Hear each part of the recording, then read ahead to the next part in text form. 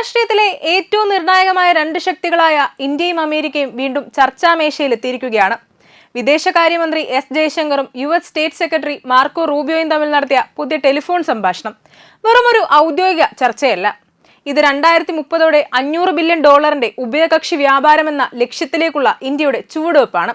എന്നാൽ ട്രംപ് ഭരണകൂടം റഷ്യക്കെതിരെ കർശനമായ നിലപാടുകൾ സ്വീകരിക്കുമ്പോൾ ഇന്ത്യയുടെ തന്ത്രപരമായ സ്വയം ഭരണാധികാരം വലിയൊരു പരീക്ഷണത്തെയാണ് നേരിടുന്നത്. ജയശങ്കറും റൂബിയോയും പ്രധാനമായും 5 മേഖലകളിലാണ് ശ്രദ്ധ കേന്ദ്രീകരിച്ചത്. കഴിഞ്ഞ വർഷം പരാജയപ്പെട്ട വ്യാപാര കരാർ വീണ്ടും സജീവമാക്കാൻ ഇരു രാജ്യങ്ങളും തീരുമാനിച്ചിരിക്കുന്നു. നിലവിൽ ഇന്ത്യൻ ഉൽപ്പന്നങ്ങൾക്ക് അമേരിക്ക ഏർപ്പെടുത്തിയിട്ടുള്ള ഉയർന്ന നികുതികൾ കുറയ്ക്കുക എന്നതാണ് ഇന്ത്യയുടെ പ്രധാനപ്പെട്ട ആവശ്യം. സെമി കണ്ടക്ടർ, ഇലക്ട്രിക് വാഹനങ്ങൾ എന്നിവയ്ക്ക് ആവശ്യമായ ലിഥിയം, കൊബാൾട്ട് തുടങ്ങിയ ധാതുക്കളുടെ വിതരണത്തിന് പുതിയ ശൃംഖലകൾ രൂപീകരിക്കും.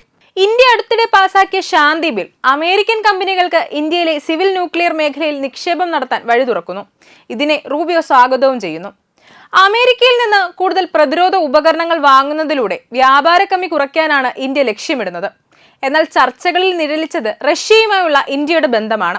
ഡൊണാൾഡ് ട്രംപിന്റെ പുതിയ നയമനുസരിച്ച് റഷ്യയിൽ നിന്ന് എണ്ണയോ യുറേനിയമോ വാങ്ങുന്ന രാജ്യങ്ങൾക്കെതിരെ 500% വരെ നികുതി ചുമത്താനുള്ള ബിൽ അമേരിക്കൻ കോൺഗ്രസിന്റെ പരിഗണനയിലാണ്. റഷ്യയിൽ നിന്ന് ഇന്ത്യ ഇന്ധനം വാങ്ങുന്നതിനെ പുടിന്റെ യുദ്ധതന്ത്രത്തിനുള്ള ധനസഹായം എന്നാണ് പല US സെനറ്റർമാരും വിശേഷിപ്പിക്കുന്നത്. നിലവിൽ തന്നെ റഷ്യൻ എണ്ണ വാങ്ങുന്നതിന്റെ പേരിൽ ഇന്ത്യയിൽ നിന്നുള്ള ചില ഉൽപ്പന്നങ്ങൾക്ക് 50% നികുതി അമേരിക്ക ഏർപ്പെടുത്തിയിട്ടുണ്ട്. ഇത് ഇന്ത്യൻ രൂപയുടെ മൂല്യത്തെ ചരിത്രത്തിലെ ഏറ്റവും താഴ്ന്ന നിരക്കിലേക്കും എത്തിച്ചു. റഷ്യയുമായുള്ള ബന്ധം കുറയ്ക്കാതെ ഒരു പൂർണ്ണമായ വ്യാപാര കരാർ അമേരിക്കയുമായി സാധ്യമാകുമോ എന്നത് വലിയൊരു ചോദ്യം തന്നെയാണ്. മറ്റൊരു പ്രധാനപ്പെട്ട കാര്യം അമേരിക്കയുടെ നേതൃത്വത്തിലുള്ള പാക് സിലിക്ക സഖ്യമാണ്. ആഗോള സിലിക്കൺ വിതരണ ശൃംഖലയെ സംരക്ഷിക്കാനുള്ള ഈ സഖ്യത്തിലേക്ക് അടുത്ത മാസം ഇന്ത്യയെ ക്ഷണിക്കുമെന്നാണ് സൂചന. ഇത് ഇന്ത്യയെ ചൈനയ്ക്ക് പകരമായി ഒരു ആഗോള മാനുഫാക്ചറിംഗ് ഹബ്ബായി വളരാൻ സഹായിക്കും. എന്നാൽ അമേരിക്കൻ അംബാസഡർ സെർജിയോ ഗോർ പറഞ്ഞതുപോലെ യഥാർത്ഥ സുഹൃത്തുക്കൾക്കിടയിൽ തർക്കങ്ങൾ ഉണ്ടാകാം. ആ തർക്കങ്ങൾ പരിഹരിക്കാൻ മോദി ട്രംപ് സൗഹൃദം എത്രത്തോളം ഫലപ്രദമാകുമെന്ന് വരും മാസങ്ങളിൽ അറിയാം. അമേരിക്കയും റഷ്യയും തമ്മിലുള്ള ഈ നയതന്ത്ര വടംവലിയിൽ ഇന്ത്യയുടെ നിലപാട് വളരെ വ്യക്തമാണ്.